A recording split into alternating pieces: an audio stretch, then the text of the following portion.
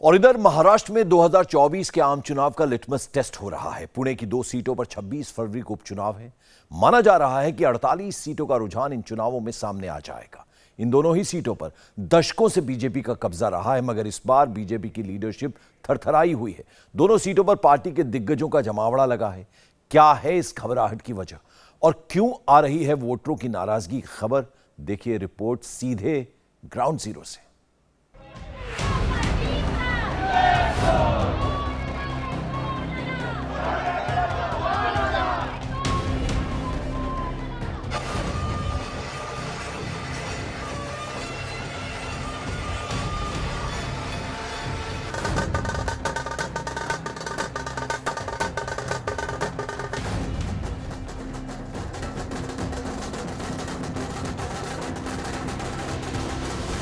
Freedom app से सीखकर क्या आप सब्जियों की खेती करते हैं? अगर ऐसा है तो आप अपनी सब्जियों को 1 करोड़ फ्रीडम ऐप के जो ग्राहक हैं उन्हें बिना किसी खर्चे के आप उसे बेच सकते हैं। 24 का चुनावी नगाड़ा, पुणे का सियासी अखाड़ा और दिग्गजों का जमावड़ा।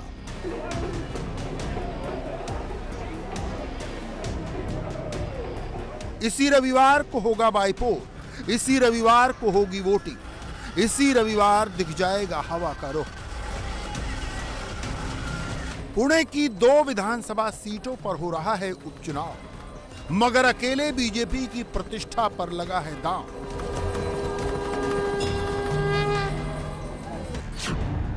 पेशवा के पुणे में बीजेपी का दबदबा रहा है। चिंचवड़ और कस्बा दोनों सीटों पर सालों से काबिज है बीजेपी। दोनों ही सीटें बीजेपी विधायकों की अकाल मौत से खाली हुई।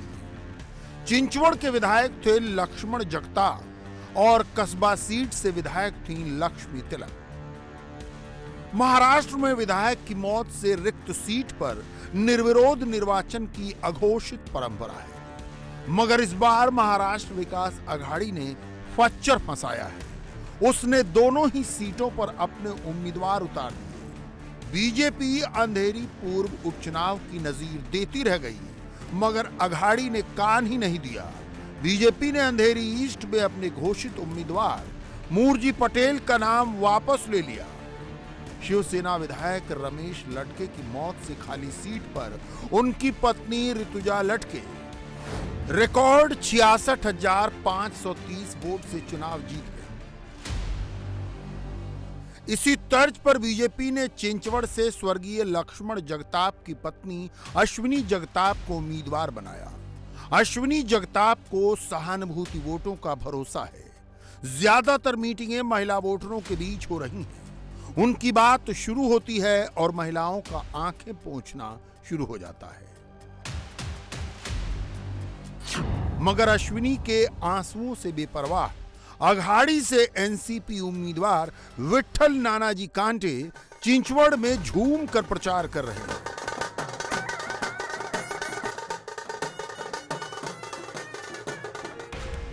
गणपति मंदिर से लेकर बौद्ध मंदिर तक जा रहे हैं।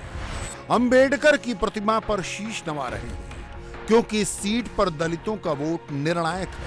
मगर जब सवाल अश्विनी जगताप से सहानुभूति का उठता है, नाना कांटे का जवाब ये होता है। लक्ष्मण जगताप नहीं है तो सिंपैथी लहर उनके पक्ष में जा सकती है। सहानुभूति कैसा रहता है, हर किसी के घर में अच्छी या बुरी बात होती है। वो 10 दिन 12 दिन 13 दिन होती है। उसी उनके दुख के कारण हमारी पार्टी भी उनके साथ शामिल हुई थी। लेकिन अभी बात आती है पक्ष की, तो वो पक्ष लेके उनका पक्ष लेके आगे जा रहे, हम हमारा पक्ष का बात लेके आगे जा रहे हैं। आप लोगों ने काफ़ी कोशिश की राहुल कलाटे को कन्विंस कर सके कि वो ना खड़ा हो, फिर भी वो खड़े हो गए। आपको लग रहा है सच में वो जेन्युइन उम्मीदवार है या फिर बीजेपी का बैकिंग है, या फिर कितना टफ होगा इस उनके खड़े होने की वजह से? कैसे महाविकास आघाड़ी जब कोई उम्मीदवार देती है तो महाविकास आघाड़ी में कौन है? राष्ट्रवादी, शिवसेना और कांग्रेस। अगर उन शिवसेना का वो था तो वो टाइम पे उनको फॉर्म पीछे लेने के लिए कोशिश चालू थी। उन्हें फॉर्म पीछे नहीं लिया, फिर भी पूरी शिवसेना हमारे साथ है। नाना कांटे यहाँ जिस राहुल कलाटे का जिक्र कर रहे हैं, वो चिंचवड़ की चुनावी कथा का दिलचस्प पेज है, जिसे समझने से पहले यहाँ का जाति समीकरण समझ लीजिए। 50% मराठा, 30% बहुजन, 15% ब्राह्मण और 5% मुस्लिम हैं। आइए अब राहुल कलाटे की कथा समझिए, जिनकी वजह से चिंचवड़ की लड़ाई त्रिकोणीय हो गई है। कलाटे भी मराठा हैं, उसी तरह जैसे नाना कांटे और अश्विनी जगताप। दरअसल ठाकरे कैंप से संजय राउत ने एक तरफा ऐलान कर दिया था कि चिंचवड़ उपचुनाव में अघाड़ी से उनका उम्मीदवार होगा। कस्बा सीट पर कांग्रेस एनसीपी जो चाहे लड़ ले। उत्साह में पार्टी ने अंदर ही अंदर राहुल कलाटे को तैयारी का इशारा भी कर दिया, मगर ऐन वक्त पर पवार खेमा भारी पड़ा। ठाकरे कैंप को एक भी टिकट नहीं मिला, उल्टे राहुल को बिठाने का दबाव बढ़ गया। उद्धव ठाकरे ने राहुल कलाटे से बात भी की, मगर वो माने नहीं, बल्कि निर्दलीय ही मैदान में उतर गए। उद्धव जी ने आपको फ़ोन किया, एनसीपी के बड़े नेताओं ने आपने फ़ोन किया, लेकिन आपने किसी की बात नहीं मानी, आप बगावत पे उतर आए। नहीं, ये बगावत नहीं है। ये देखिए, इस चुनाव क्षेत्र में मैं बगावत एनसीपी के मानता हूँ। 2019 में भी यहाँ पे मैं शिवसेना के चिन्ह पे था, 2019 में भी मैं इंडिपेंडेंट था और आज भी मैं लड़ रहा हूँ। तो पिछले तीनों इलेक्शन का रिकॉर्ड देखा जाए तो बगावत पे वो उतर आए हैं। जब मेरी तैयारी थी कि मैं किसी भी चुनाव चिन्ह पे लड़ूँ। आप पुणे का उदाहरण दीजिए, कांग्रेस ने 19,000-20,000 वोट लेने वाले एक इंडिपेंडेंट को वहाँ पे टिकट दे के खड़ा किया, क्योंकि उनको बीजेपी के सामने खड़ा रहना था। यहाँ पे इनको बीजेपी के सामने खड़ा नहीं रहने का था, इसलिए जिसको लाख वोट मिले उसको भी उन्होंने साइड ट्रैक कर दिया। और जिस समय एक बार पब्लिक राय बनाती है, और लोगों का भी मेरे को बहुत बड़ा ये था, सपोर्ट था कि नहीं दादा, रुकने का नहीं, लड़ने का है। राहुल कलाटे के इस कॉन्फिडेंस की वजह है 2019 के चुनाव में मिले 1,12,000 से ज्यादा वोट और जनता के बीच शिवसेना समर्थकों के जरिए उनकी पैठ। काम चल रहा है वो राहुल दादा की वजह से ही चल रहा है। आज तक हम लोग जी रहे हैं, वो राहुल दादा के ऊपर ही जी रहे, तो उनका काम होना ही चाहिए। बोले तो उनको आना बहुत जरूरी है। क्या उनके आने से क्या असर होगा? उनके आने से सब सोसाइटी में अच्छा, पानी का समस्या है बहुत सारा। यहाँ पे पानी नहीं मिलता, एक दिन छोड़ के पानी मिलना चाहिए ना, डेली का डेली पानी चाहिए। आदमी को जरूरत क्या होती है, पानी की जरूरत ज्यादा है, तो पानी मिलना चाहिए। हमने एक बार दादा से बोला था, तो दादा ने एक बार तो किया था, लेकिन वो अभी उनका उतना अधिकार नहीं है, तो उनको जीत के आना चाहिए। उनको अधिकार मिल जाएगा तो पानी तो मिलना ही चाहिए। क्या ऐसी क्या खासियत है जिनसे बात करें सब कह रहे राहुल दादा है, ऐसा क्यों? राहुल दादा के पास जाते हैं तो मतलब कुछ भी सुनवाई करने के लिए तो तुरंत मतलब सुनवाई हो जाती है, इसलिए लोग ज़्यादा सपोर्ट में आते हैं। जहां तक बीजेपी उम्मीदवार अश्विनी जगताप का सवाल है, तो उन्हें सिर्फ पति के किए काम, सहानुभूति के वोट और बीजेपी के बड़े नेताओं का सहारा है। मेरे साथ तो मेरे सब लोग हैं, उन्होंने ये सब धुरा संभाली है निवडणूक की। तो बहू की याद तो आ रही है सबको, लेकिन सब लोगों ने ही अभी जो चुनाव है वो सब लोगों ने अपने सर पे लिए हैं और वो ही सब कर रहे हैं। आप चुनकर आती हैं तो यहाँ की जनता के लिए क्या करेंगी? क्या आपने उन्हें कहा? मैं चुन के आऊंगी तो साहब का सपना था कि वो मेट्रोपॉलिसिटी करने का, तो वो पूरा करूंगी पहले। मगर सच्चाई यही है कि चिंचवड़ में फाइट ट्रायंगुलर है। वोट कटने का डर जितना बीजेपी को है, उससे ज्यादा एनसीपी को है। शिवसेना के वोट कटे तो सीधा नुकसान अघाड़ी के उम्मीदवार को ही होगा। आइए अब रुख करते हैं कस्बा विधानसभा सीट का, जो पुणे शहर में ही है। दरअसल ये सिर्फ 2 विधानसभा सीटों की लड़ाई नहीं, 2024 के लिए 48 सीटों का लिटमस टेस्ट है। हाल के सियासी घटनाक्रम के बाद क्या है जनता का, वोटर का सेंटीमेंट? पिछले 28 सालों से भारतीय जनता पार्टी इस सीट पर एक छत्र राज कर रही है, लेकिन इस बार कांग्रेस के उम्मीदवार बीजेपी को कड़ी टक्कर दे रहे हैं। आखिर इस सीट का चुनावी समीकरण क्या है, यहाँ की जनता क्या सोचती है? क्या बीजेपी अपने इस किले को बचा पाएगी या फिर कांग्रेस 1992 के उपचुनाव में दिखाए गए चमत्कार को फिर एक बार दोहरा पाएगी? अगर चिंचवड़ सीट मराठा डोमिनेंस वाली है, तो कस्बा की सीट ब्राह्मण फैक्टर वाली है। अगर चिंचवड़ का त्रिकोणीय संघर्ष पेचदार है, तो कस्बा में इस बार ब्राह्मण को न उतारना बीजेपी को भारी पड़ सकता है। इस बार बीजेपी ने ओबीसी हेमंत रासने को टिकट दिया है। रासने गली गली घूमकर प्रचार कर रहे हैं छोटे छोटे मंदिरों में जाकर माथा नवा रहे हैं, पतली गलियों में स्कूटी पर दौरा कर रहे हैं।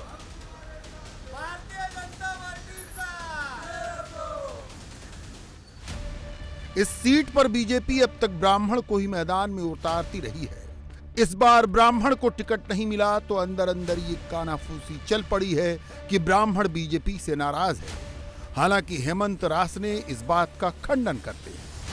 विपक्ष है, उनका ये कहना है कि इस बार जो है, क्योंकि हर बार से यहाँ पे एक ब्राह्मण उम्मीदवार उतरता था, इस बार उन्हें नहीं देते हुए आपको दिया गया है टिकट, तो ऐसे में ब्राह्मण मतदाता जो यहाँ के परंपरागत बीजेपी के वोटर है वो सब नाराज है। ये कौन कर रहा है? ये विपक्ष की तरफ से कहा जा रहा है। किसने, किस ब्राह्मण ने कहा? पोस्टर्स तो लगे हुए थे पूरे पुणे में। किसने लगाए? किसने लगाया? कि नेता तो कह रहे किसी और ने लगाया। किसने लगाया? आप भी देखो ना किसने लगाया है।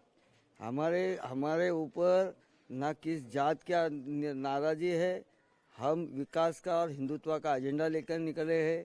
हमारे साथ तो विपक्ष के सभी पार्टी भी हमारे साथ है, तो इनको कोई मुद्दा नहीं रह गया, इसलिए टीका करने से ज्यादा वो कुछ कर नहीं सकते। लेकिन कई बार अफवाहें सच साबित हो जाती हैं।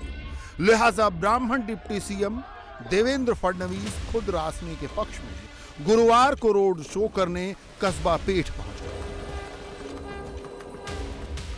अगर कस्बा का सियासी समीकरण देखें